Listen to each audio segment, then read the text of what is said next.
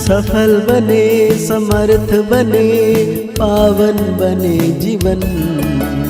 मीठी मुरली सुन के पाए सुख सघन। आज का चिंतन, आज का चिंतन। ओम शांति। Good morning. ज्ञान का सागर, दुख हरता सुख करता शिव बाबा आज हम बच्चों को कह रहे हैं पावन बनने के लिए अपने स्वधर्म में रहो और अशरीर बन एक बाप को याद करो। आज बाबा हम बच्चों को पूछ रहे हैं किस विधि से नए स्टूडेंट्स पर ज्ञान का रंग लग सकता है। उन्हें पहले पहले 7 रोज की भट्टी में बिठाओ। कायदा है जब भी कोई आता है उनसे फॉर्म भरवाओ।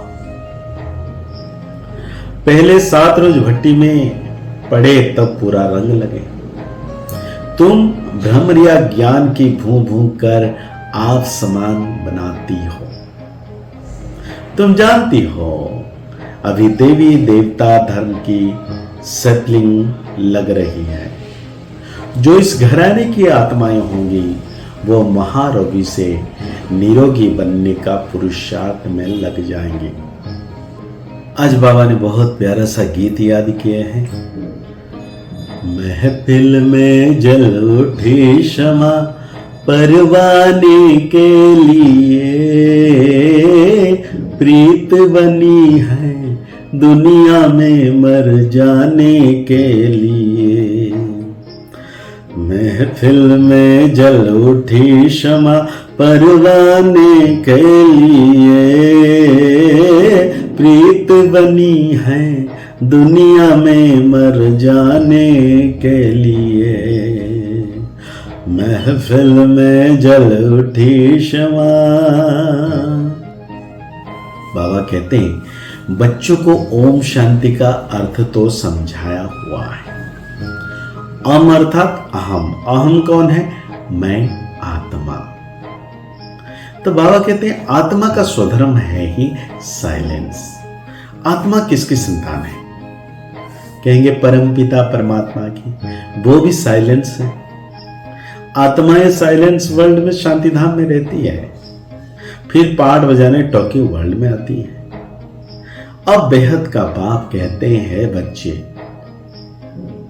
अपने स्वधर्म में रहो। वो क्या है? मैं शांत स्वरूप भ्रुकुटी की मध्य में चमकता सितारा आत्मा। बाबा कहते हैं अशरीर होकर बैठो, मतलब देह को भूलो, बाप को याद करो। उस बाप को क्षमा भी कहते हैं। अब यह महफिल पतित मनुष्य की है, तो महफिल में जल उठी क्षमा मतलब शिव बाबा आया हुआ है। मनुष्य मात्र पतित हैं, अभी पतित हैं दुखधाम में। ये चक्र फिरता रहता है। अभी यह है कल्याणकारी संगम युग, जबकि पतित मनुष्य सृष्टि पर बाप को आना पड़ता है, पतित मनुष्य सृष्टि को पावन बनाने। अभी है कल्याणकारी संगम युग। पुरानी दुनिया से नई दुनिया बाप रचना, तो जिसको परमपिता परमात्मा कहा जाता है। पुरानी दुनिया में नई दुनिया की रचना कौन है? शिव बाबा। बाप को ना जानने के कारण निधन बन पड़े, आपस में लड़ते झगड़ते रहते। घर घर में कितनी अशांति है। सतयुग में वन अलमाइटी अथॉरिटी देवी देवता का राज्य था, सुखधाम था। फिर दुखधाम कैसे बना यह कोई नहीं जानता। तो कहते हैं ज्ञान है ब्रह्मा का दिन और भक्ति है ब्रह्मा की रात। सन्यासी लोग कहते हैं ज्ञान भक्ति और वैराग। अब वो तो घर बार छोड़ जंगलों में चले जाते हैं। क्यों जाते हैं? ताकि हम पवित्र बने, हाँ देह दुनिया को भूल के भगवान के शरण में जाएं। ये तो भगवान की ग्लानि करते हैं, इसलिए सदा यदा यदा ही भारत के लिए गाया जाता है। यदा यदा यधर्मस्य। बाबा कहते हैं ऐसे जब बन जाते हैं कहते हैं सर्वव्यापी, कि तेरे में भी भगवान, मेरे में भी भगवान। अभी तो भारत कौड़ी जैसा बना हुआ है, फिर उनको हीरे जैसा बाप ही बनाते हैं।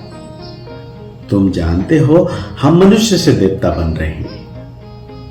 अभी वो बाप पतितों की महफिल में आए हुए हैं। मनुष्य समझाते हैं पतित पावनी गंगा है, स्नान करने जाते हैं, फिर भी कोई पापात्मा से पुण्यात्मा नहीं बनते। फिर साल वही साल जाकर गंगा स्नान करते हैं, इसमें कोई भी पावन नहीं है। जब तक पावन बनाने वाला बाप ना आए तब तक पावन बन ना सके। पावन बनाते हैं गीता का भगवान। ये तो भगवान की ग्लानि करते हैं, इसलिए सदा यदा यदा ही धर्मस्य ग्लानि भवति भारत के लिए गाया हुआ है। जो पाप आकर भारत को हीरे जैसे बनाते हैं, उनकी कितनी निंदा करते हैं।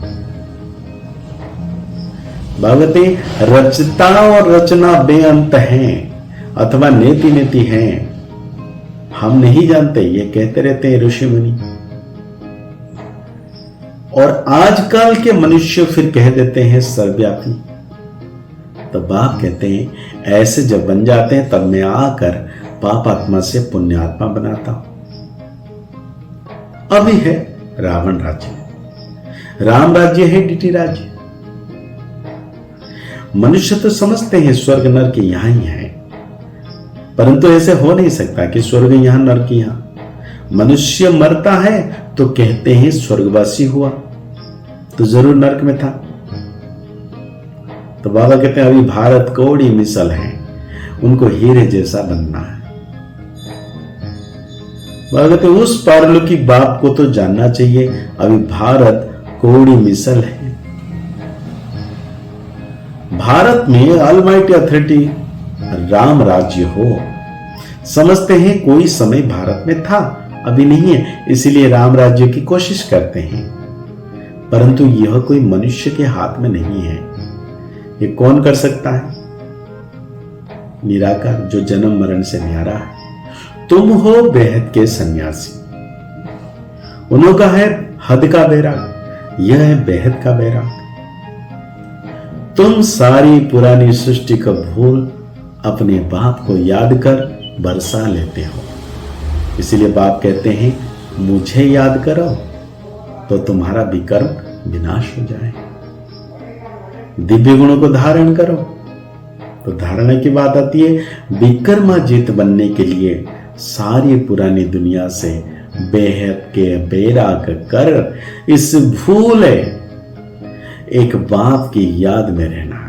जो भी है दुनिया को भूल कर अपने को आत्मा समझकर परमात्मा की याद में रहना है।